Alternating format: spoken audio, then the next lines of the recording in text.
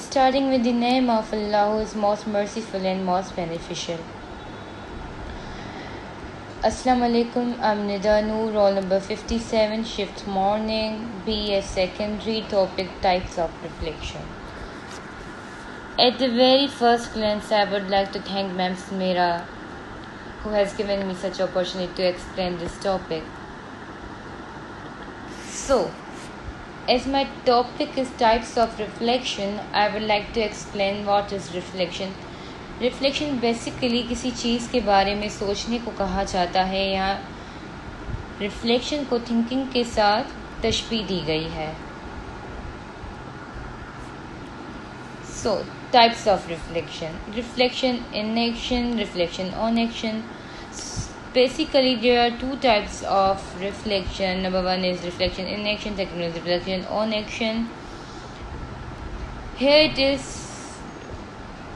saying that the most obvious difference is in from of when they happen. What does it mean? It means इनका जो difference है उस वक्त मालूम होता है जब ये हो रहे होते हैं। अब ये किस तरीके से? तो reflection in action, this is the reflection that takes place where you are involved in the situation of in a patient interaction. Reflection in action involves using analysis of observation, listening or touch or feel to problem solve. It therefore sounds a lot like clinical reasoning, where reflection refers that the problem solving leads to change in the practitionary view of self, values and beliefs. It is like thinking on your feet, but the focus on gaining a new perspective rather than just solving the problem, because it is happening on the spot. This type of reflection often appear very initiative. It can take some time to develop these skills of reflection in action. It often is a skill associated with the development of an expert practice. So what does it mean? Basically reflection in action ये होता है कि कोई event हो रहा है, उसी वक्त उसके बारे में सोचना और करेक्ट डिसीजन लेना.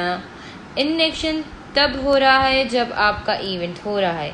मीन्स आप किसी सिचुएशन में हो, कोई चीज़ प्रोसेस में है, कोई इंसिडेंट हो रहा है, कोई इवेंट है और आपको उसी वक्त जो है उस चीज़ का फैसला करना है. आपको उसके बारे में सोचना है कि किस तरीके से आप इस चीज़ को हल करेंगे.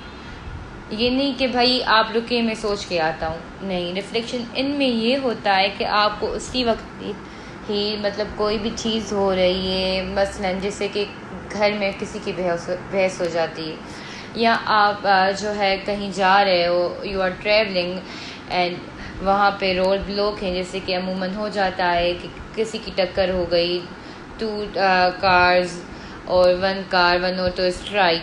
तो उसमें क्या होता है कि आपको बहुत सारे लोग ऐसे होते हैं जो उतर के भाई जाके मसला हल करवाते हैं.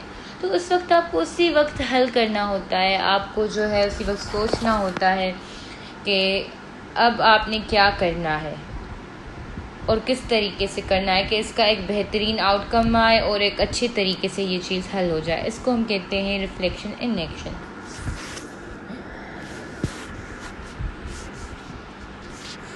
Reflection on action. So here is the second type, reflection on action. This type of reflection involves a stepping back from the situation, meaning that it happens at some time after the situation has occurred. Therefore, it demands a time commitment, something that is often a challenge. Despite this, it has an important place in the professional developed routine treatments based on implicit theories may have the advantage of being easy to operate in practice, giving psychotherapists confidence and feelings of control. However, they may be based on assumptions, ideas, and beliefs regarding practice that have gone unchallenged and such demonstrated a lack of clinical competence. There is a need to make professional and personal knowledge accessible for reflection. अब चलो भाई आ गया reflection on action. Reflection on action, अब इससे हम ये कह सकते हैं कि किसी इवेंट के हो जाने के बाद उसके हवाले से सोचना, यानी कि कोई चीज़ हो गई, कोई इंसिडेंट हो गया, उसके बाद हम उसके बारे में सोचें. ऑन एक्शन, जब बात हो गई और उसके बाद अब हम सोचें कि ये चीज़ हो गई. इससे हम बेसिकली ये भी कह सकते हैं कि अपनी एक्सपीरियंसेस को एनालाइज करना और जो है उसके आउटकम को देखना और ये ऑब्ज़र्व करना कि हमने यूँ किया तो यूँ हुआ। और उसकी दूसरी बेस्ट चीज़ ये है रिफ्लेक्शन ऑन एक्शन की, ज़रूरी नहीं कि हम अपने ही एक्सपीरियंस से सीखें। बाज़ औक़ात ये होता है कि सामने हमारे आसपास बहुत सारी चीज़ें हो रही होती हैं और उसके बारे में उस हवाले से हम एनालाइज करते हैं, ऑब्ज़र्व करते हैं कि फ़लाँ चीज़ की तो फिर कॉन्सिक्वेंसेस ये आए, तो हमें आइडिया हो जाता है अगर हम ये चीज़ करेंगे तो हमारे कॉन्सिक्वेंसेस भी यही होंगे। तो इससे हम सीखते भी हैं, ऑब्ज़र्व भी करते हैं अपने आसपास की जगहों से, चीज़ों से, जो चीज़ें हो रही होती हैं उनसे हम सीखते हैं। जैसे कि मैम ने एग्जांपल भी दी थी, मैम सुमेरा ने, कि मैं हूँ मसलन और कोई मेरे साथ है, मैं धीरे से पुरसुकून होकर चल रही हूँ और एक बंदा ही जस्ट रश थ्रू ट्रैफिक कि बस मैं गुज़र जाऊँ और जो है मेरा रोड क्रॉस हो जाए, और वो किसी कार से, किसी बाइक हो गई, कोई ऑटो रिक्शा हो गया, उससे वो जाके टकराया। तो मैंने एनालाइज़ किया, मैंने ऑब्ज़र्व किया कि कभी भी भाई तेज़ में we should not rush through traffic, हमें जो है ट्रैफिक के दौरान जल्दबाजी नहीं करनी चाहिए। अब ये हम किसी और की मतलब जो है एक्सपीरियंस से सीखे, इसे भी हम कहते हैं reflection on action.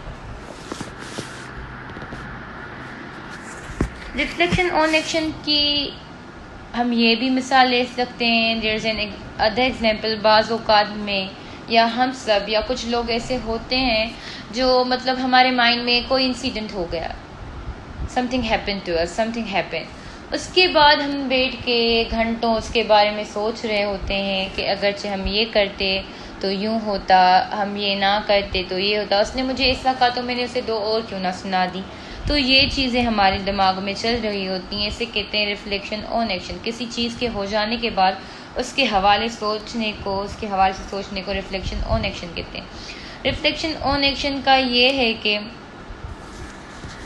Reflection in action में ये होता है कि हमें उसी वक्त इमीडिएटली हमें कोई चीज़ हो रही है, हमें उसी वक्त डिसीजन लेना होता है। इसमें दूसरी चीज़ ये होती है कि हमें इमोशनली नहीं सोचना होता है, like critical thinker we should think critically, हमें क्रिटिकली उसका हर एस्पेक्ट देखना होता है, हमें